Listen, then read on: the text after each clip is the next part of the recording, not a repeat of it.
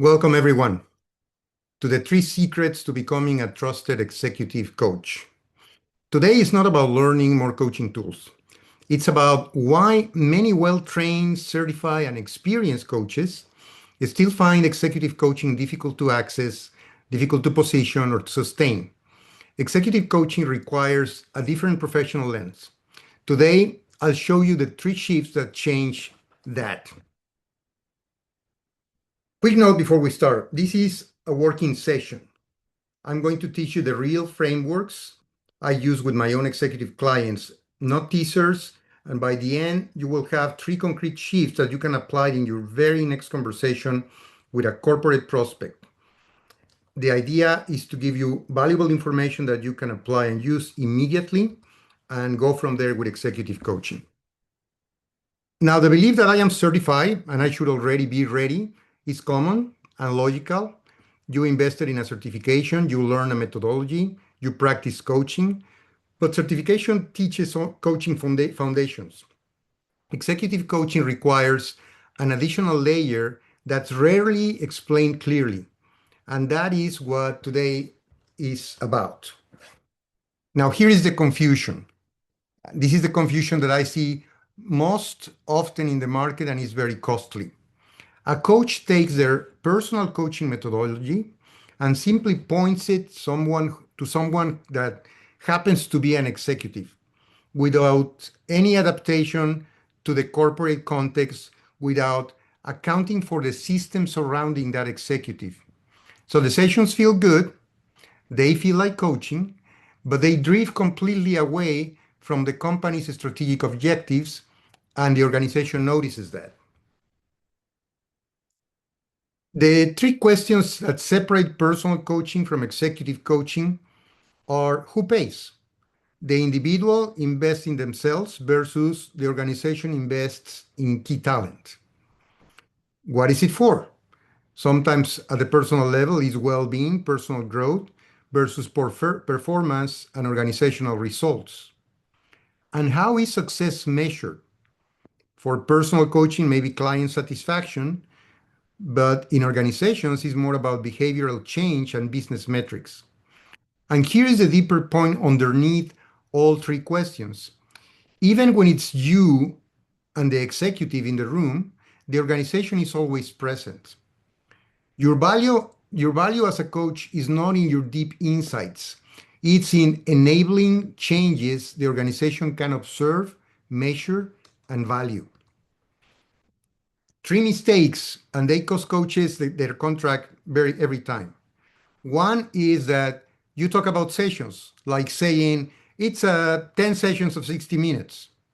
The executive is hearing cost, not investment. Second mistake, talking about emotions, making it sound like therapy and not business. Like saying we work on emotional intelligence.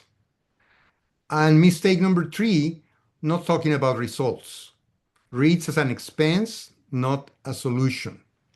Companies don't buy techniques, they don't buy working with emotions, they buy clarity. The first important thing that you can do to be more successful in executive coaching is swapping your vocabulary. This is one of the most practical things that I will give you today.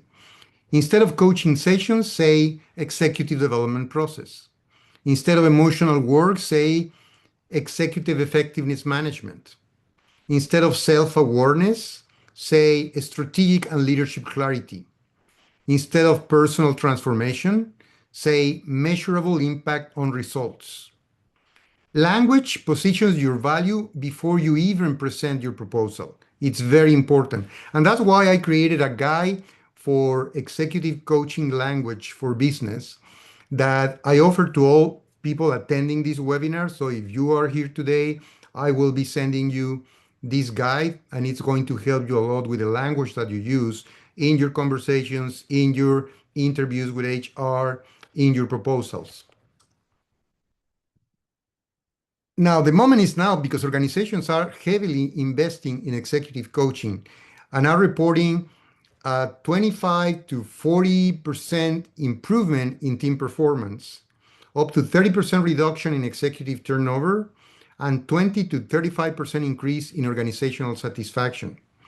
So this is not for them a discretionary expense HR is tolerating. It's a strategic investment HR is actively seeking out. So here's what we are going to do for the rest of this session. I'm going to share with you my system that I created and I made part of the Executive Coaching Mastery Program to take coaches to the next level. It's not about more tools, it's about 3 shifts: read the system, lead the process, and own the position. The coaches organizations trust with their most important leaders have made all 3 things. So let's go to review this 3-step methodology. The first shift is read the system, and is about something most coaches never formally learn: how to read the organization around your client, not just the client. Executive coaching doesn't fail because of the coaching itself. It fails because the coach does not understand the system that it's happening inside. So the best coach is not the one who asks the best questions. He's the one who best understands the system. That's why my first step is read the system. Coaching in the executive context is person plus a system. If you miss the system, then you are only solving half of the equation, and you are not going to deliver the results that the organization is expecting. So there are 4 elements you have to learn to read: the organization, who has real power, who actually decides; the politics, hidden interests, the sponsor's real agenda beneath their stated one; culture, can people speak directly here, or is conflict avoided; and results, what actually defines success, what pressure your client is under. Never assume power by title. There are many dynamics going on around in the context, in the surroundings, in these 4 elements that you need to read, you need to understand to coach better your client. The sponsor is your best ally, but it's also a risk because the sponsor power is real. They define the expectations, they are authorizing the investment for the executive coaching, they evaluate the progress, but they can also accelerate or completely block your process. And the things that can go wrong is that sometimes they might have a hidden agenda, maybe unrealistic expectations of what coaching will do that you can't warranty. Or coaching is used politically to justify a decision that it's already made to either promote or fire someone. If you don't align expectations with the sponsor from the start and you don't read and listen to what is not said, then coaching becomes a problem instead of a solution. The other element is, and I always say this in the Executive Coaching Mastery Program, you don't have a client. You have many clients. You have sessions with one client, with your leader, but you have the sponsor as your client. You have HR as your client. You have the people in accounts payable as your clients. So you need to understand each of your clients and what they are expecting so you can deliver. So HR is one of your clients. And what HR actually wants before you communicate anything is security, clarity, zero risk. You need to think that HR is putting some skin in the game because they are deciding for you and not the other coach. So the shift is from operational client, a vendor executing tasks, to a strategic partner, someone who co-builds solutions with HR. So think of HR as your ally, as your partner to create this result for the company. And one rule that's non-negotiable across every relationship in this system is the coachee or the leader, the sponsor, HR, and what's not clearly agreed at the start, aligned, eventually becomes a problem. So a simple, explicit agreement on objectives, roles, and confidentiality protects the entire process. But make HR, make that piece, make that client within this executive coaching environment, your ally, and become that trusted partner that support them for success. That's the most important. The second step in my methodology is lead the process. This is a second shift and it's about a structure. From the very first conversation with a prospective client all the way through how the process actually produces change, you need to lead the process in a very structured way that shows that you are an expert, that you are a master executive coach. So the process is not starting in session one, it's starting way before. It starts in the chemistry interview. And the coach who explains the most in that conversation is usually the one who loses because the client is not evaluating your information or how you coach. They are evaluating an experience. They don't choose you for your years of experience. They choose you for the experience you generate with them right there in the chemistry interview, right there in the first conversation. So forget about selling, forget about explaining how your process works. Be very brief in your introduction and start coaching. Start creating the experience for the client that will get them the results. That's your first coaching session, even if they haven't decided, even if they haven't paid. That will make you more successful in this market. Now I tell my clients that executive coaching is like assembling a big puzzle, and we have many pieces. And this is the single biggest mistake that I see uh, sometimes with coaches is defining goals too fast because goals are helping the client to take a step back, take all these different pieces of the puzzle and integrate the pieces so they can see clearly what they need to work on. So one piece is the sponsor opinion on what needs to be addressed. The other is HR expectatives of expectations about the process. The other one is the leader himself about what they think or what they think about their improvement. But you also have opinions of peers and the team and collaborators and even family and assessments. So there are many pieces in this puzzle. And this integration can take 2 or 3 sessions. Rushing it is the most costly mistake in executive coaching. Take your time to help your client assembling these pieces and create the best 2 or 3 executive leadership development goals that he can once the full puzzle is assembled. And as you do that, make sure that you have clarity and that you have clarity on deliverables and results. Because if you cannot observe it, you cannot develop it. And sometimes a goal is defined in a very vague way. Communicate better sounds like a good goal. Well, but it's very vague. It has to be something more high impact, like give clear, timely feedback in the weekly meetings. Be more strategic. I many times I found this with my clients. The sponsor, my boss, wants me to be more strategic. Okay, what is the definition of being strategic? Maybe it's consistently communicate priorities every planning cycle. So a big goal doesn't just fall to orient the process, it paralyzes it from the start. So the standard is to have 2 to 3 goal, very well defined goals, not 10 and not vague. Very, very clear results expected at the end of that improvement. Also, another piece very important that you learn in your coaching certification is about reframing concepts, looking for the positive side of things. And one of the things I work a lot with my clients is reframing how you work feedback in a way that is more effective. And this based on the new findings in neuroscience and some things. Because feedback, many studies have shown that we have managed feedback in a very bad way. Feedback talks about the past even if it has a good intent, even if it's a famous constructive feedback, what the brain is hearing is you are a problem or you did something wrong. And then the brain defends itself. Now, switching that to feed forward talks about the future. And the brain hears we have possibilities here.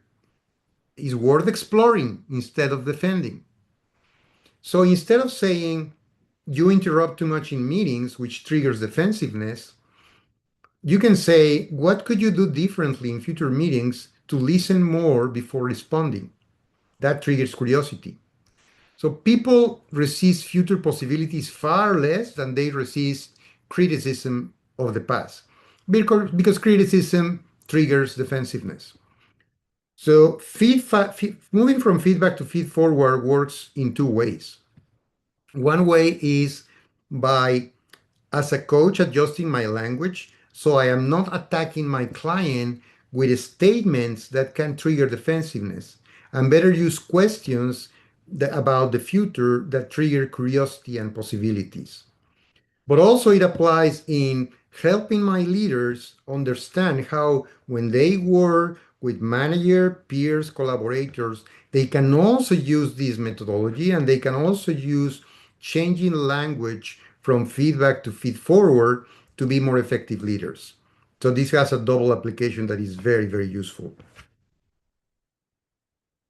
Another important aspect to understand in executive coaching: coaching does not transform during the session. Sometimes in a session, we can listen to a client say, "Oh, wow, thank you, coach. I never thought about that this way." Or, "I never thought about that. I never asked myself that question." And sounds like there was a great insight. The session was successful. The coach is feeling proud.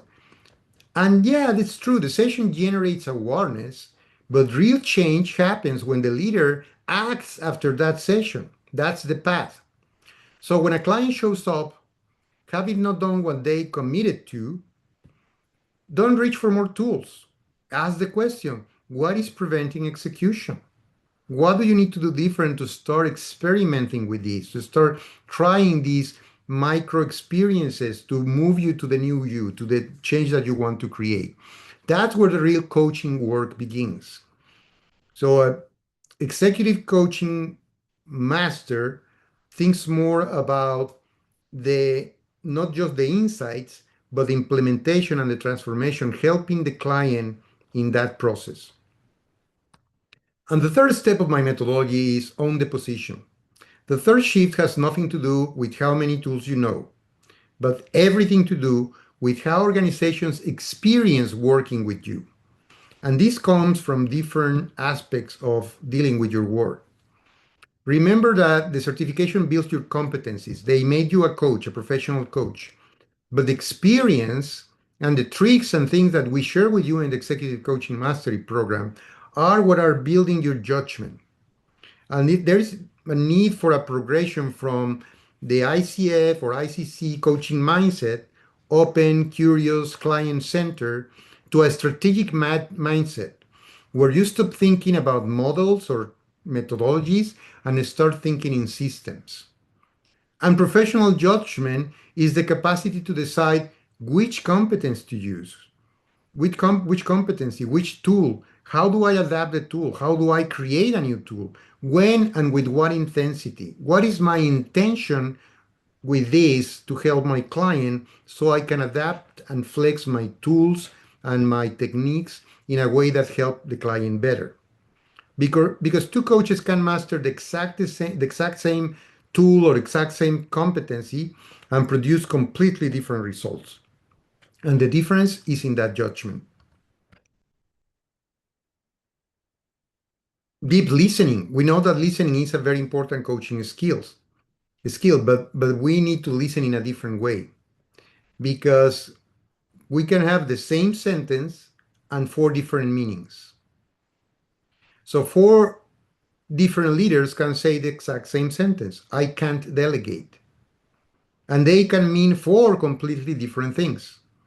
I can delegate means maybe I don't trust my team, or I enjoy control, or I am afraid of losing relevance, or I was punished the last time I delegated. Same words, same starting sentence, but four completely different approaches or meanings that require completely different coaching to work with a client. So the facts don't produce behavior. The meanings are the ones that produce the behavior. I can delegate is not a problem. The problem is the meanings below or behind that sentence for each different leader that are creating specific behaviors. Because An event, a fact, the meaning is coming from that fact. The event is just a trigger, but it creates a meaning. That meaning creates emotion, and that emotion creates a behavior in terms of the language used or in terms of behaviors for the leader, and that creates the results. So two leaders can live through the exact same event. One could think my boss doesn't trust me because whatever happened with that event. The other thinks my boss wants to help me. So the fact is the same. Maybe the sentence from the leader is the same, or from the boss, the sponsor, but the leaders are interpreting and framing that in a different way. You cannot change the facts, but you can help always the leaders change the meaning because the results come from their behaviors. Their behaviors come from their emotions, and their emotions come from the meaning that they are giving to different situations. This is why it's so important. This is where the transformation begins. Now, you know that I use a lot in my coaching concepts from neuroscience, and of course, Executive Coaching Mastery Program includes a lot of ideas around neuroscience. Because when something feels threatening for the brain, and threatening could be is affecting my identity, my reputation, my authority, my status, my control, most of the leader mental resources are going to be redirected to defensiveness, self-protection, and the learning drops. So when I tell you you have a control problem, that attacks your identity. The question is, what might be happening that makes holding on to control so important to you? That is inviting reflection. It's the same topic presented in a different way, with a completely different brain response. So never attack a leader's identity. Help them expand from their identity to how do they see themselves and to create this curiosity of where is that language, where is that behavior coming from? That is where they are going to find the real insight, not with the fact, not with the event, but with the meaning they are assigning and the emotions that that is causing. Now, the results are very clear for companies, and that's an important part of being an executive coaching master, is that you also have a very good grasp of the return on investment. This shouldn't be an expense for companies. It's an investment. They are investing in executive coaching, so they want to see the return. Now, companies with executive coaching programs are reporting an average of 7 times return on investment. 70% of leaders are reporting that they significantly improve their performance after coaching. And 80% of companies report improved work climate. This is the language that gets you higher and the language that gets you renewed when you prove the return on investment. So when you work with your clients, you also need techniques to partner with your client to calculate what is the impact of your change. What is the impact of your new you as a leader in your language and behaviors? What is impacting that in terms of cost, in terms of revenue, in terms of turnover? Any specific metric that you can bring back to the sponsor and to HR and to the organization, proving the return on that investment. And that is super important in executive coaching. Here's an example. A director spends 8 extra hours a week because he's not delegating. 8 hour, 8 hours times their hourly cost times 52 weeks, that's the weeks in a year, that's the annual cost of just that one behavior. So you don't need complex or perfect financial formulas. You need one powerful question. What does this behavior cost the organization today? And come up with the numbers to make the case. So here's the golden rule I want you to live with today. What gets measured gets talked about. What gets talked about improves. So data doesn't change people, conversations do.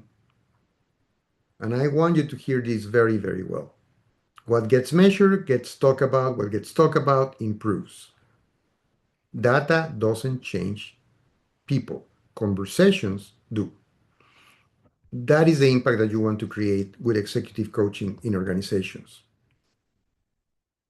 So if everything that you have heard today with my system, read the system, lead the process, own the position, here is what I want you to know. You don't need more random coaching tools. You don't need more certifications or tools to do your work.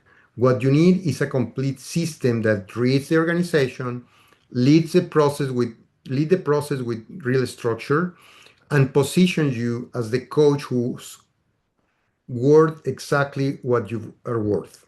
That the investment that they are paying in you is a sure investment, is a great return. That's why I built this program. I had a lot of requests to create it over the years.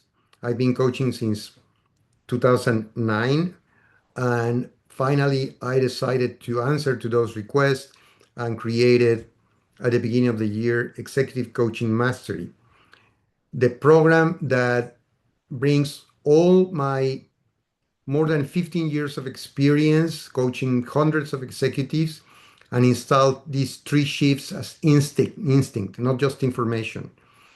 Everything I just taught you come directly from the real lessons inside this program. What you just experienced is a sample of the depth, and there is a full program behind it. I created a program with 6 modules. Module 1, Foundations, the market, the mindset, how executive coaching is sold. Module 2, Reading the corporate system, understanding the players, HR, the sponsor, the coachee, the tripartite agreement. Module 3, Leading the process, the sessions on chemistry interviews all the way through closing. Module 4, working with data, assessments, return on investing, providing business impact to a skeptical sponsor. Module 5, the executive coach master mindset. Everything from neuroscience on how to do better, deep listening, evoking new perspectives, and the neuroscience of change. And module 6, professional positioning and executive coach branding. These are 6 modules that you cover in 4 months, fully guided. During the 4 months, we have weekly live 90-minute sessions, 16 live group sessions, and you get a lot of tools, templates, positioning language, a lot of stuff that you can use in your very next proposal or as part of your formats and structure when you are coaching or to create your own formats and structure. Everything built around the same 3 pillars that you just experienced. The investment in the program is currently in our founders phase. The regular price of the program is $3,250, but for the first 10 participants, I am doing what we are calling it the founders phase. So you have a promo code that you could use to reduce $1,000 the full payment enrollment, and it's limited only for the first 10 spots. Once those fill, this phase ends and we go to our normal pricing. So founders pricing is limited to these 10 spots. It doesn't come back. I'm opening a limited number of what we are calling the executive coaching positioning review session. It's a 30-minute session for people ready to move and have a conversation on where you are with your coaching, what is missing, and what path makes sense now, what's better for you. No pressure. The idea is not to sell you the program, is to evaluate where you are. If this program makes sense for you, great. If not, maybe you need to do something different. It's about clarity. If this feels like your next level, you can apply today. Now, in this QR code, you can go to the details, to the um, appointment calendar, where you can reserve your space for this 30-minute executive positioning session. And in the previous slide, in this QR code, you can go to the landing page for the program where you have all the details about the modules, what is the idea, what we cover, how we do it, etc. So first QR code details of the program, second QR code, a calendar appointment for your positioning review. So executive coaching begins when coaching skills meet organizational understanding. I want to thank you for being here, and I want to invite you to review the material in the landing page, make your appointment, no commitments, no pressure for your positioning review, and feel free to send me your questions to my email or in WhatsApp.